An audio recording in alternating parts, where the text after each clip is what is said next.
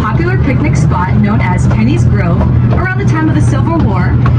And on December 18th, 1898, the Kenny family leased the land to the Monongahela Street Railway Company, officially creating our small travel park.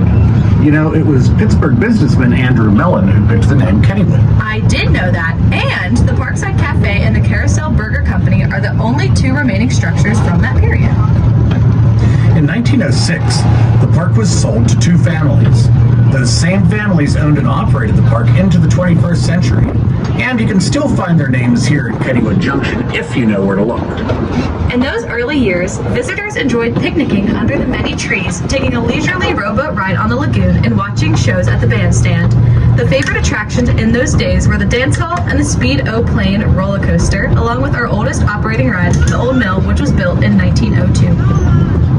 During the Roaring 20s, Kennywood added some popular rides that you can still take a ride on today. Our current whip ride opened in 1926, followed by the merry-go-round and the turtle in 1927. We also went a little coaster crazy and added 3 coasters designed by John Miller. The Jackrabbit, Racer, and Pippin all use the natural topography of our land, and each has its own uniqueness. This is also the decade that the famous Kennywood arrows were first seen to help travelers find the park. In 1930, Harry Traver designed 2 new rides for the park, the Auto Race and the Laugh in the Dark. These would be the last new attractions for many years because of the Great Depression. Many parks had to close. Kennywood survived due to the dedication of its guests and employees. You worked here back then, didn't you? I'm not that old. Admission was free in those days, and many people spent their days playing skee ball in the Penny Arcade, dancing in the dance hall, or enjoying zoo-related attractions like the Monkey House. There were also many appearances by popular band orchestras and other local personalities. Eventually, the Depression subsided, and in 1936, Kennywood built a new walk-through dark ride, Noah's Ark. Ironically, this was also the year of Pittsburgh's great St. Patrick's Day flood. Out of the Depression and into the war era, World War II was a driving force in the 1940s.